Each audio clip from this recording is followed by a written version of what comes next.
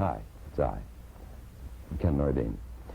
And tonight, I'd like to have you join with us as we leave the world of the everyday to visit a world of fantasy. There was a stranger who came into our town. He was tall and had eyes that could look right to the bottom of you. We might have welcomed him, except for one thing. He was laughing, and all his might was with him, and he was shouting, yes, yes, yes.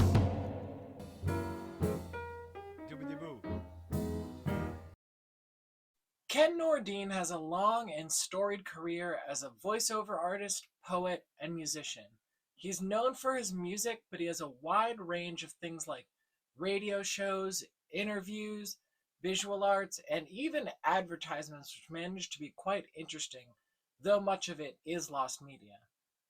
Coming up in the 50s and being a poet who based his technique on jazz, adamant about rhythm in his language and improvisational riffing on themes, he's often considered a beat poet. Sure, it's within his abilities to be a Kerouac clone. Have another drink, baby. Live it up.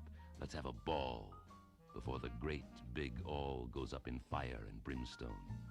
But he would not be pigeonholed so easily. He took inspiration from all over the place, Rod Serling, Orson Welles, or from the authors like Poe or Kafka that he'd read on his 1957 show, Faces at the Window. A show that I can't personally track down, but might exist in some relative's attic or Chicago Media Archive. With a dimly lit set, he delivered dramatic readings of classic psychological horror. And it was a great excuse to hug and kiss in the dark because we were supposed to become so frightened by what was going on. So I probably contributed to population growth. All right, there you have it. Ken Nordine caused the baby boom. He tried to capitalize on this sultry association with his 1958 album, Love Words. While that is a pleasant-sounding record, his other albums are much more interesting. They're more characteristic of his trademark, which is some kind of synesthesia. I'll write something out about spiders, and I'll tell the musicians, now I want you to play as if you are the spider. You be the spider, but also you have to be the net. Been a good year for spiders. Or so it so seems. And here we hear a buzzing bug. Dinner that soon may drop in. I've always been really interested in projects that can texture their sound like that. He personifies notes and textures, conversing with sound and interacting with it. A message from outer space that would mean something.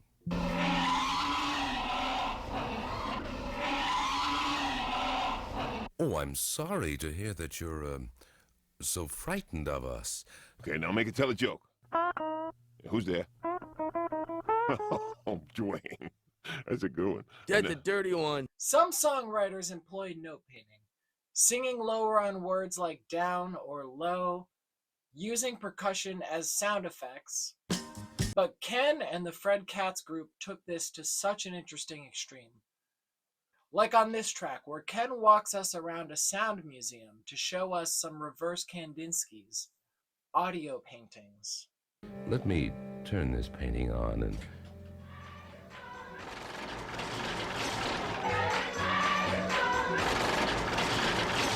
I have half a mind to make paintings based on each of these soundscapes. Subscribe to see if I ever do that, and feel free to steal that idea. It would be neat to see many people interpret these same soundscapes. This is part of what's so interesting about Ken. He seems to inspire many other people. There is a wealth of videos and short films inspired by Nordine, even before the YouTube era when things like that were more common.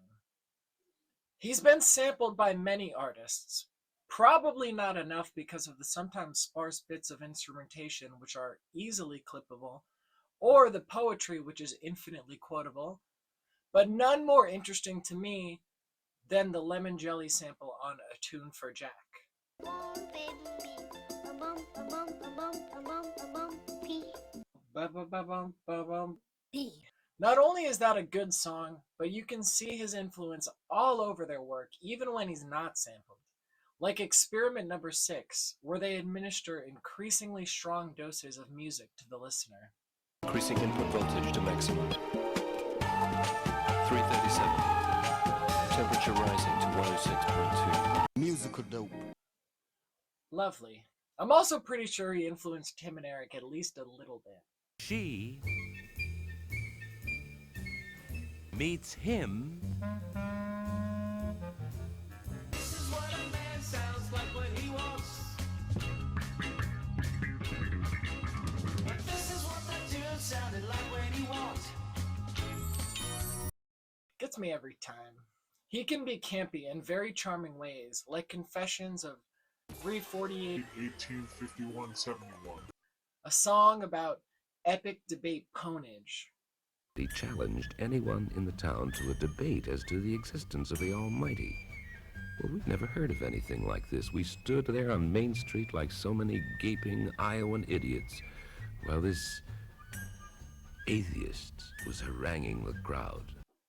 A lot of his work, like Gum, Down the Drain, or Hunger is From, are ahead of the curve on the whole ASMR trend. The top end tastes as good as the bottom end. I think I'll eat the leaves. The more you look like a turtle, the better you are at ASMR. He had a weird and wide range. He was Linda Blair's vocal coach for The Exorcist. He worked with Maurice Sendak during the golden years of Sesame Street. He appeared on the bizarre Disney Freakout album that I can only assume is about sleep deprivation or something. Oh, and lots of ads. The Levi's ads are great, or at least the ones from the 70s. When Jefferson Airplane did a bunch of ads for Levi's, they got a ton of hate for it, and rightfully so, they're kind of annoying. They range from failed psychedelic freakout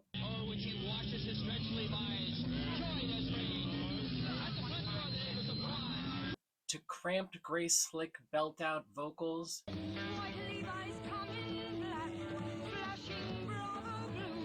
Compare this to Ken's ads.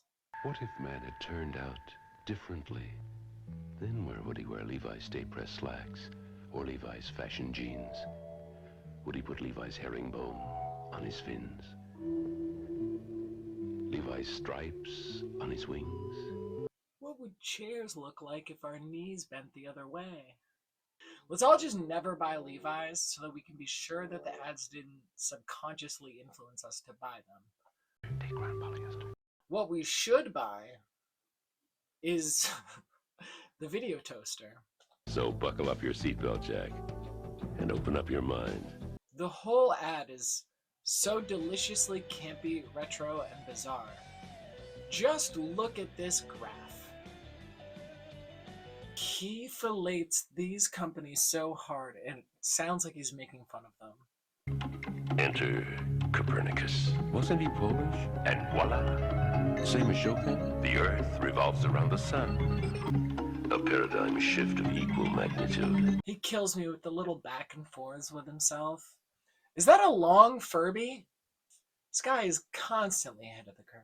I can't clip every worthwhile part of this video because I'd have to clip the entire infomercial. This is a contender for my favorite Nordine piece, period, and it's an ad. And I docked numerous points just for it being an ad. Ken took advertising gigs very seriously. His most famous work was inspired by some radio ads that he did for the Fuller Paint Company. People were calling radio stations and asking them to replay the ads because they were cool. So he expanded from 10 songs to 34, each one a beautiful personification of unique colors. Lavender, keeper of dark corners, and black, blue blood, lady of the soft edges.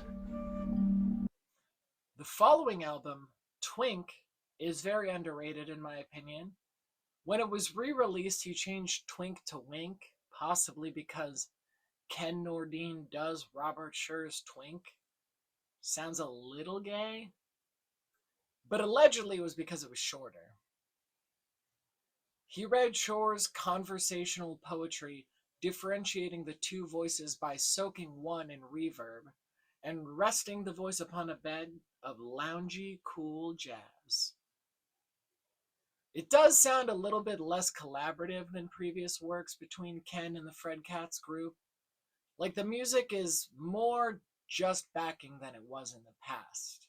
The eventual follow-up over a decade later is the first and only Nordine album that I can think of that is bad. Oh, it's just awful. It's not good. Stare with Your Ears lacks personal identity, uniqueness, and experimentation. It tries too hard to be serious at certain points, and then it is too silly at other points. The album is like what Ken Nordine sounds like to people that don't like Ken Nordine. None of his cute little wordplay really lands with all the bad production choices, and it just doesn't seem very inspired. The song 7 Ways with the Meek is really enjoyable in his radio show version with smoother backing, but it is straight up unpleasant on the album. There's like a loud dog whistle sound, something like that. It just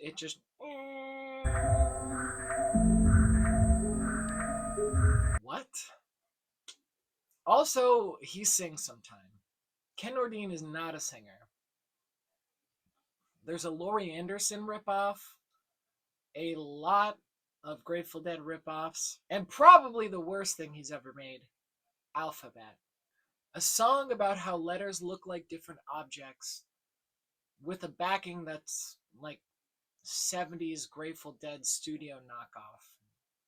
I mean, sounding like Studio Dead, you can get the big Deadhead audience. Well, actually, I mean, they don't like Studio Dead either, so you get nothing. He came across better when he was working with Laurie Anderson or working with the Grateful Dead instead of ripping them off. He can be heard reciting the Flibberty Jib with the Grateful Dead over a jam in 1993.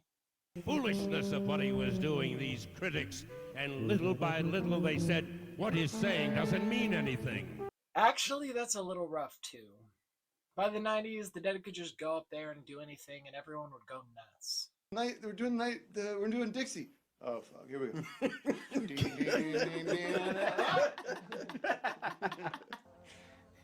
All right, that's enough of me shitting on the Dead. The minute of tech issues at the start of it makes the line, "First as a whisper we could barely hear," hit completely differently. I sometimes think there never flows so red the rose. I wish he did more shows with the Dead. Give us all a reason to listen to 90s Dead, quite frankly. I'm just roasting a little bit. I tease, I kid. Later on, we get Devout Catalyst, an album with Tom Waits, Jerry Garcia, and of course, Ken Nordine. The Movie is my favorite track on this album. It kills me. It sounds like two cokeheads listening to JGB bootlegs and planning a nigh impossible indie film. So the tattoo, it just doesn't sit there. Why? It moves slowly across the surface of the skin. Yeah. Toward the nearest opening. See, there's how many openings are there? Well, you mean orifice? Yeah. How many actual? 1, 2, 3, 4. He has quite a large body of work, and I don't mean to imply that his other stuff isn't worth an eye or an ear. His radio show is available on archive.org and includes alternate versions and completely new concepts. His YouTube channel is fantastic. It features his later, more electronic-based work.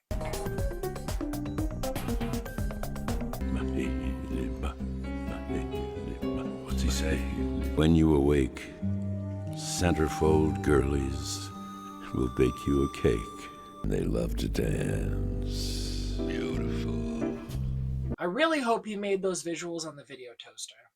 He tries to turn concrete imagery into abstract sound, and then abstract sound into abstract imagery. All right, that's pretty much it. But hold on. I'd ask that you consider liking, subscribing, and or commenting to aid me in future art deep dives. And please check out this playlist with all the Ken songs I mentioned and some stuff I didn't. Plus the documentary Stare With Your Ears is on there. And that's where I got some of the info as well as a lot of B-roll. It's great. It's a fun documentary. If you like this, you like that. Someone doing rap, do a rap thing.